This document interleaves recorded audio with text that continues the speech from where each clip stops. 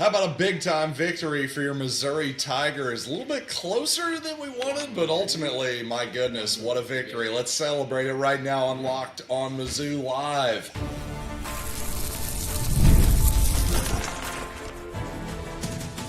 You are Locked on Mizzou, your daily podcast on the Missouri Tigers. Part of the Locked On Podcast Network, your team every day. Oh, hey, all you true sons and daughters. I'm John Miller, your Mizzou mafioso and the central scrutinizer of Missouri Tigers football and basketball with a live post-game show for you. Frankly, I don't know totally what we're going to talk about, as you can tell by the fact that I don't have my usual, pardon the interruption, type graphic here. We're just going to shoot from the hip here. I'm going to take some of your live comments, and frankly, we're going to celebrate this victory. It's going to be a good old time. And you know what? Quickly, before I start the show, I want to remind you that this episode is brought to you by Mazda. Like our players, we sweat every detail because when you make every move count, pulling off the unexpected is only beginning. Stay tuned later for highlights in this week's Moving the Game Forward. Mazda, move and be moved. And you know what? I'm moved by this Missouri victory. I really am. What a great victory by the Tigers. What can you say? This was not easy. And really, it should have been a little bit more easy. Look at the final numbers here for Missouri. Tigers absolutely dominate the game on the ground, yet one bad interception by Bo Prabula, some special teams. Hey, Beamer ball, that is a real deal, not just a meme. South Carolina won the special teams battle and was able to hang around. Also, once again, you know what? Explosive passing plays in particular reared their ugly head against the Tigers. That kept the Gamecocks in it. It's one of those things where at a certain point, this is beginning to be a pattern for Missouri. And there was one play where it was quite simply just a busted coverage in the zone by Missouri. There was another play where a man-to-man coverage, Missouri gets beat over the top. So there's some real concerns on, I think, the back end of the defense, the secondary, especially just in terms of basic communications. But my goodness, the positives here. Ahmad freaking Hardy and Jamal Roberts and that Missouri running game. Boy, I tell you, not all my takes this offseason have been good, but the ones that have aged fabulously, basically everything I said about Ahmad Hardy, the fact that he's a legit, like, dark horse Heisman Trophy candidate, a guy who at the very least can put up Cody Schrader type numbers, because as much as I love Cody Schrader, quite honestly, Ahmad Hardy is simply a better, more skilled player. The way he breaks tackles, the way he falls forward consistently. Basically, the thing about Ahmad Hardy that I love is he's a combination of efficient and explosive. He's going to get the yards that are there, and yet he's going to get more than what's there often too, breaking tackles, breaking explosive runs. And obviously Jamal Roberts was excellent in the ball game too, helped finish off the game for the Tigers in the run. By the way, Jamal Roberts, I noticed a couple of times he took on the Gamecocks' best pass rusher, Dylan Stewart in pass pro.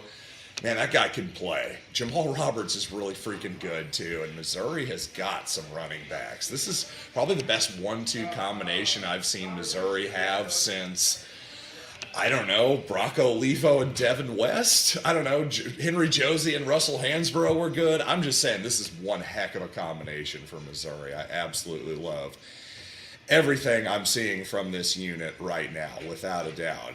And really, where do I even go from here? Because Missouri, you know, it seemed like the Tigers got off to a slow start, but really a lot of that was, to me, again, credit to the Gamecocks, Shane Beamer and Beamer Ball, their special teams unit, managed to start Missouri on its own 9-yard line, its own 1-yard line in its first 2 drives. But a 99-yard touchdown drive by Missouri, by the way, makes it 6-0 after the missed extra point. Hey, by the way, Robbie Meyer, obviously the whole kicking unit right now, it's not just him. It needs to be better, quite simply. Our place kicking unit has got to be better. But good for Robbie Meyer, making that kick to put Missouri from 6 to a 9-point lead. Obviously 2 possessions, for all intents and purposes. that ended the game, and I gotta say, I was not confident on that kick. I was nervous. I kind of put myself in his position there a little bit and thought, woo, this is a scary, scary kick here. So honestly, good on Robbie Meyer for making a kick that he needed to make, and hopefully this will give him some more confidence going forward. A kid who, as far as I can tell, does not have the same leg that Blake Craig has and had, but you know what? Hopefully moving forward here, this is a big moment for Robbie Meyer. I mean, the thing is with place kicking, you can do it all day with your little practice tee and your practice holder and all that stuff.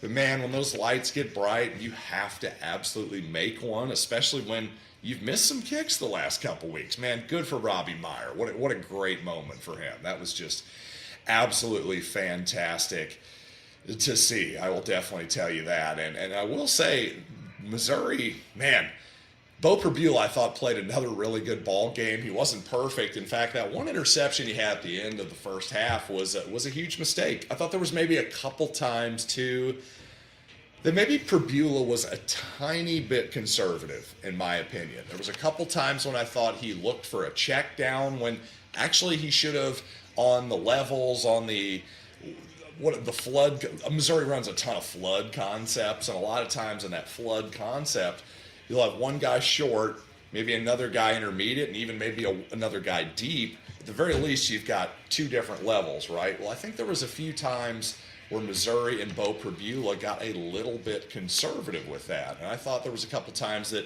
Pribula could have taken the shot downfield. And indeed, on that interception, it wasn't just that was a bad decision.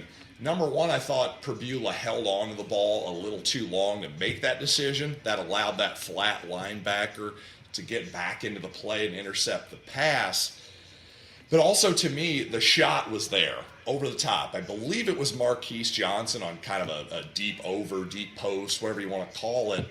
I think it was Marquise Johnson. Correct me if I'm wrong there. But to me, regardless of who it was, you had one-on-one over the top. And especially if it was Johnson, when he's even, he's leaving, as they say. Take that shot, and at the very least, it's an incompletion over at the top, or even absolute worst case scenario, you're talking about an arm punt there. So, hey, Bo Pribula played another really good game, in my opinion, but he wasn't perfect, obviously, and that's okay, and it's totally understandable. This is only his fourth start, not only at Missouri, but in his entire college football career. So, Pribula, to me, while he wasn't perfect today, man, he made some great decisions in the ground game, showed his athleticism, showed his ability not only to just tuck it and run, but also make guys miss too. And that's not always something you see from a quarterback who is pretty impressive in the passing game as well. So you know what? We got more on this game, of course, to get into coming up here in just a little bit.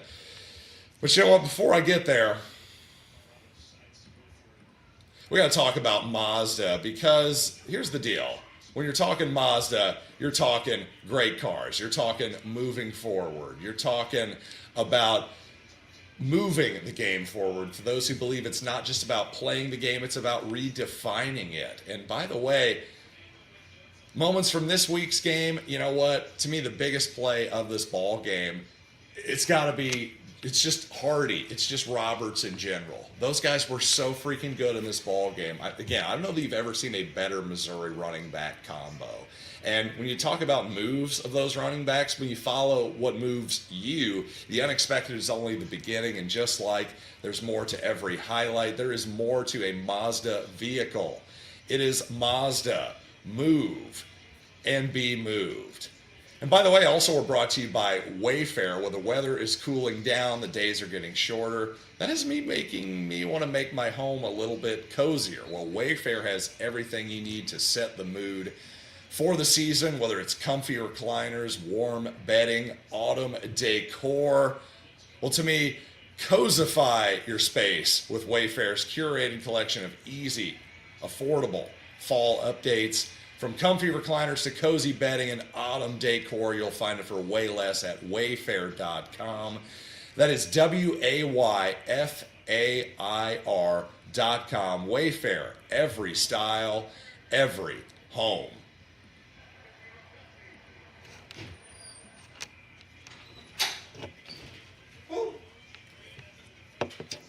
pod from here? I'm doing it right now, bro. And as you can hear, I'm in the middle of the live podcast right now. I've got the peanut gallery yelling at me, distracting me in the middle of the live pod. Do not walk through my shot, or you will be killed. That's all I'm telling you. Nope, no sitting on my lap. None of that. None of it's happening. But you know what? Here's what is happening. I got 68 comments already, so let's comb through some of these bad boys and take some of them. Rushing game still dominant. Still a lot of concerns in the kicking game and secondary for sure. By the way, I'd also point out that Missouri's kickoffs, both in terms of the coverage and the return game, man, the Missouri's kickoff return game, let's just take a touchback every single time at this point, because I've seen no ability to be explosive there. Also, could you believe we were drop kicking the ball on kickoffs? What is this, Doug Flutie? What is this, 100 years ago? I didn't totally understand that. When indeed you can just kick the ball out of bounds and give South Carolina the ball on the 35-yard line every time. So that's, I don't know, pretty bizarre. Cousin ZOU says, MIZ, baby, lost my voice again. Frankly, I'm happy that I have a voice at this point. I think that's a big dub for me. Curtis says, Hardy and Roberts are fire. I think they're blue flames. I don't even know that red flames gives it. I think they're white hot, maybe blue hot at the very least. Mizzou played better in the second half and took control of the game, according to Chris. I feel like our passing game has taken a step back. Prabula just not making the best pre-snap reads, probably because he's basically a freshman, because he has not had that many starts. Well, to that point on Prabula, I think you make a decent point. But I think you're maybe overdoing it a little bit, because I still think Prabula's been really, really good for Missouri. But has he been perfect? No. I just think that he's showing the typical sort of growing pains that you see from a guy who is making the fourth start in his entire career. Again, a lot of the reason I liked Bo Prabula coming in this offseason was because of a half that he played in the second half against Wisconsin. Again, he did not start that football game. Drew Aller started, and Prabula, in my opinion, was excellent. They had 4 drives. He got 2 touchdowns. They win the game, trailing at halftime. But, again, that's it. That was basically his experience. Other than that, he's a gadget player. So the idea that, yeah, he's got some growing pains here still, absolutely. The interception that he threw obviously was bad, but in a lot of ways is totally understandable too. It is the kind of play that, again, a relatively inexperienced player is going to make. And if anything, if I'm Eli Drinkwitz, if I'm Kirby Moore, I just want to remind Bo that if it's one-on-one over the top, if it's designed to take a shot, like I believe it was on that interception over the top there, I think it was to Marquise Johnson, correct me if I'm wrong. If he's even, he's leaving. Take that shot one-on-one. To me, that was a mistake there by Bo. But again, one that he can, to me, easily learn from and grow from in the future. One person says our secondary is going to get a lot better before we play Bama and the rest of our slate. I will say this. The secondary does need to get better, especially, to me, mostly in terms of communication. I'm not saying I loved the over-the-top pass over Toriano Pride. I can live with that man-to-man when Sellers just makes a tremendous pass, the Carolina receiver makes a great catch. But when they're just complete coverage busts, like we've seen here too many times, that worries me a little more. That's just me. ESPN announcer said several times Sam Horn won the starting job until he got hurt. They did? They did say that? If they said that, that's hilarious. I was at the game. I didn't hear the commentary, but he won the job? Really? Then why did Bo Prabula start in the first half of the first game and Sam Horn comes in for a gadget run play? Yeah, I don't know about that. Chris says we need to clean up stuff against UMass. I think we need to clean up stuff against Alabama, quite honestly. UMass, the Minutemen are terrible. That's not going to be a difficult win for Missouri whatsoever. Get a win next week and take some time to heal during the bye week and get ready for a big win against Bama. Now, that's the thought. Really, if you're Missouri, honestly, play as many guys as you can next week. Rotate a ton of guys offensively and defensively. Maybe even give Ahmad Hardy single-digit carries next week. Let's give Marquise Davis a lot of carries next week. See what that young man has, not only for the future, but just in case Missouri needs him. Because, you know what? That's kind of a luxury right now to have two really good running backs. I don't know that Marquise Davis is a one-to-run replacement for Jamal Roberts, for example, who is a tremendous, tremendous pass blocker and just an all-around player. But again, you never know what injuries and all that stuff can get to you, that's for sure. Oh, what else we have here? Let's see. Missouri linebacker dropped a wide-open interception. That was 2 plays before the long-tied touchdown was given up. That touchdown should have never happened. Well, as the old cliche goes, that's why they play defense. But, you know, that's one of the big differences in football is, hey, those dropped interceptions, those interceptions you actually catch. I mean, you want to talk about all the difference in the world right there. Josh points out that the D-backs maybe dropped 3 picks as well. Mizzou 1755 says Hardy planted a dude on a blitz pickup at the goal line. Was that Hardy? It may have been Roberts. Hey, I hope you're right. I got to go back and watch it, to be honest. Again, that was probably one of those where that was in the north end zone and I'm at the south end zone. Frankly, at times tough to, as the PA guy has been messing up, a little tough sometimes to tell the difference from a distance between 29 and 20 at the very least. Going from having the ball with 4 minutes left in the half to giving up the ball for a tutty, then getting a field goal to finish. So weird. Indeed, that was just felt like Missouri was going to maybe get on the scoreboard there, maybe extend the lead. But yeah, just a horrible time for an interception there for sure. Their special teams was good, no question. Need a new secondary. Well, a little late for that. You can't make mid-season trades or free agent acquisitions. This is not the NFL. Spencer says secondary was rough, got exposed like versus Kansas. And the thing is, you know, that Missouri secondary, just too many explosive plays given up. I will definitely agree with that. We've got to be better at that. There is no question about it. How in the hell was the hit on Bo not targeting? Well, not only do I agree with that, Chris Marler, my guest on my previous show, Locked on Gamecocks, he was definitely stunned on X, I noticed, was following him during the game.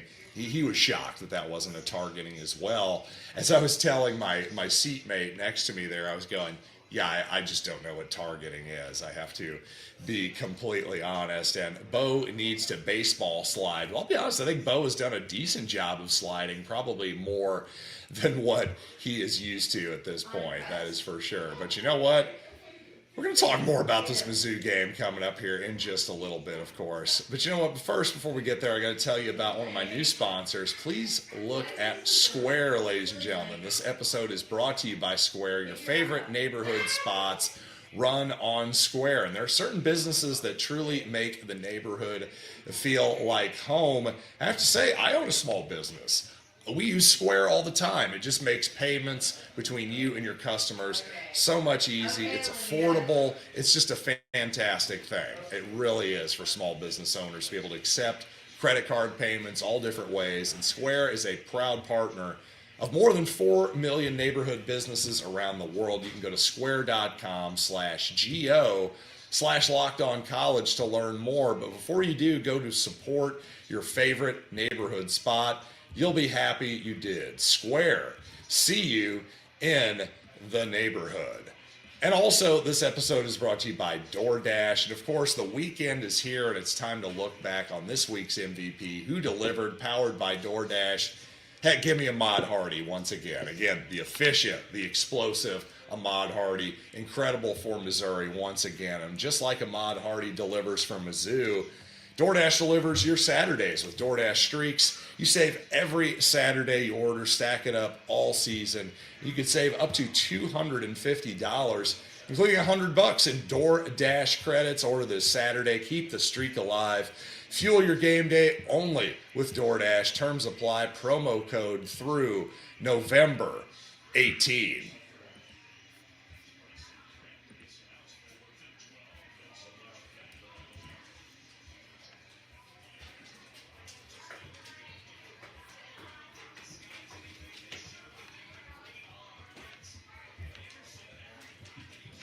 So let's talk about that Missouri defense for a little bit.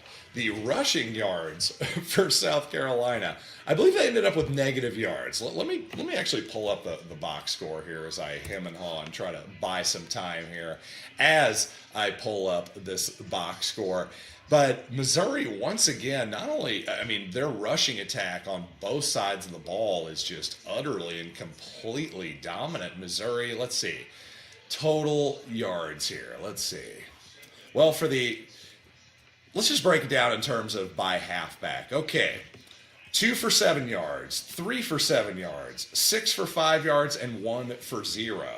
And then you had LaNorris Sellers, 10 carries for negative 28. Of course, that includes all of the sacks as well. But a total of negative 9 yards rushing for South Carolina. And even if you don't include LaNorris Sellers and his rushes and his sacks, still just 19 yards rushing for those Gamecock halfbacks. Meanwhile, Ahmad Hardy with 138 on 22 carries. Jamal Roberts goes 13 for 76. Both guys have a touchdown. By the way, Prabula, another 72 yards rushing on 9 carries. And, of course, that includes his sacks as well. So Missouri rushes it for nearly 6 yards per carry, 285 yards. Missouri right now is, frankly, dominating the line of scrimmage, especially in the rushing attack, both sides of the ball against their opponents. And, you know, I don't really see that changing a whole lot moving forward here. The Gamecocks are, on paper, significantly better defensively than Kansas, for example, and yet Missouri, here they are, just churning and churning and churning yards on the ground with what looks like an effective blocking game. But again, those running backs that we have right now, this is as good a combination that we've had in decades. And also, to me, a combination that what am I trying to say, that complements each other very, very well. To me, their skill sets are similar enough that, of course, they work together, but different enough. Of course, Robert's such a good pass protector and a pass receiver as well. I just love this combination. I really, really do. I was a huge Ahmad Hardy guy this offseason. Boy, I'm becoming a really huge Jamal Roberts guy as well. It's been so much fun to watch these guys do their thing. I will definitely tell you that. And once again, man, just a lot of really impressive runs by Bo Prabula, too. I know he wasn't perfect in the game. There's a couple decisions I know that he would like to have back. But when he decided to run, once again, it wasn't just hey, I'm going to tuck it and run in a straight line. He's making dudes miss now consistently. And that's just really, really freaking impressive. So shout out to Bo Prabula. And by the way, shout out to Marquise Johnson, who played a heck of a ball game in this one. What were Johnson's final numbers here? Let's check it out. 7 catches for 80 yards. Johnson, just really, really good stuff. And to my point, hey, back in 23, I loved Johnson as a player, not only because of his speed, his ability to track that deep ball and come down with the catch too. I've said all offseason, I think Johnson has been poised to become a much more complete receiver. I think there's more in his bag than just the deep ball that maybe he showed in 2023 and maybe 24 as well. I'm telling you, Marquise Johnson is a freaking player. I love that guy. Cannot wait to watch him play the rest of the season and keep growing as a player. And in a game where it seemed like South Carolina made a concerted effort to take Kevin Coleman more or less out of the game, man, Johnson really stepped up big time. And, of course, Josh Manning with a huge touchdown catch that Prabula absolutely fired in there in a small window. Great play by Josh Manning as well. So you know what? Hey, hopefully this has been a great podcast for you. I know it was a great win. There is no doubt about that. And you know what? Every Thursday over on Fire TV, you got to check out our national preview show. It's called College Football Kickoff. Again, every Thursday throughout the season, only on Fire TV. And you know what? I'll see you all Monday morning right here on Locked On Mizzou.